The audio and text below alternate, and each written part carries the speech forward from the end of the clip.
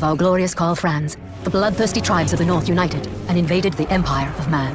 The Great War against Chaos raged on, up until Magnus the Pious rallied the citizens of Nuln, resisted the enemy, and defeated the Chaos leader, known as the Everchosen, scattering the invaders in the process.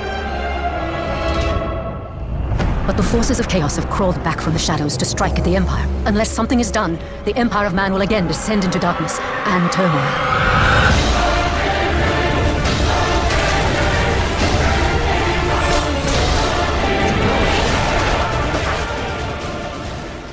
Welcome to xGameZones, hub to latest popular games, cheat code, reviews, preview and news.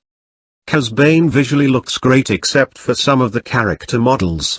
The gameplay is a bit slow to start but picks up after completing the first few quests. Progression is a bit slower than similar games on the market, but that is not necessarily a bad thing. The game has a good foundation to work from and is a lot of fun to play. If you are looking for a new hack and slash, give this one a try, especially if you are a fan of Warhammer Fantasy. As an added bonus, it can be played offline. Please subscribe in our YouTube channel and follow and like us on Facebook #xGameZones. Visit our site at www.xgamezones.com for more gaming review.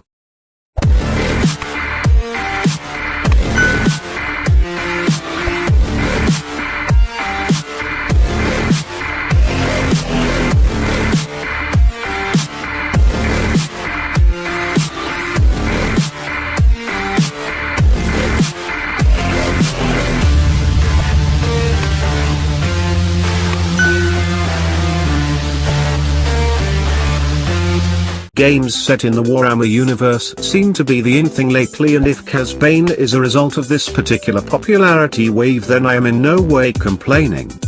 This new ARPG has been developed by Bigman Games and Eco Software in partnership with Games Workshop. Can it satisfy the need for a new hack-and-slash-looter for the majority of players though? Well, it's time to take on the hordes of chaos and find out. Chaosbane opens with the main characters who have returned from a great battle where the champion of chaos was defeated.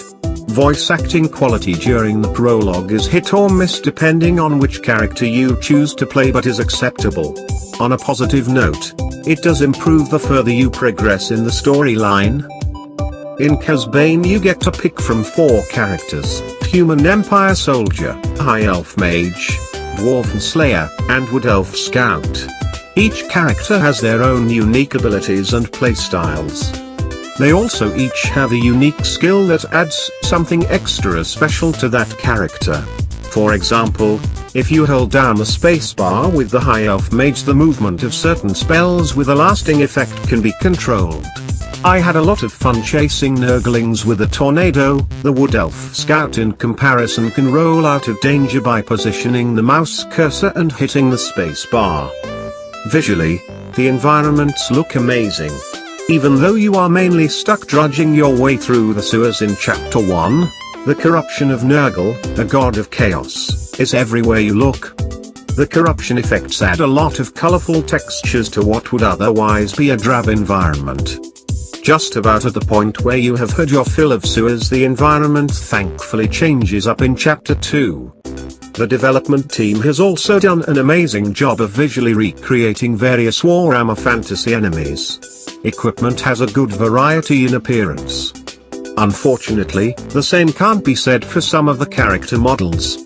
The characters in certain instances just don't seem to be up to the same texture quality level as the creatures, which is a shame. I would have also liked to see a bit more blood, gore from taking down enemies to better fit the Warhammer setting feel. More destructible objects on the maps would have also made the world feel more visually engaging. Audio for the game is of good quality and combat sound effects are just about right. The music can get repetitive but is a good fit for the environments you are exploring. There were a couple of areas in the game where the audio would jump in volume a bit to reflect walking into a large area where the sound would be louder. Enemy sounds are, again, the best part of the audio. The noises they make moving into attack and the sound effects used during a boss fight for the special attacks are all done very well. The menus and UI are well constructed and easy to navigate. It is nice having the option to skip the introduction by holding down the mouse button.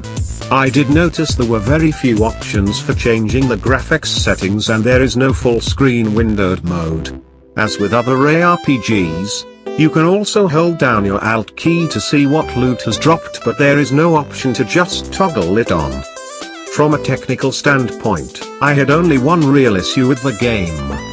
When I Alt-tabbed out at one point, my mouse would not work on the bottom half of my monitor. After a quick restart of the program, everything went back to normal. Other than that, I did not experience a single crash during my playtime. Initially, I did not find the gameplay to be very engaging. Combat felt slow with not much of a visceral impact to it unless you were playing the Dwarven Slayer, then it feels like a solid experience right out of the gate.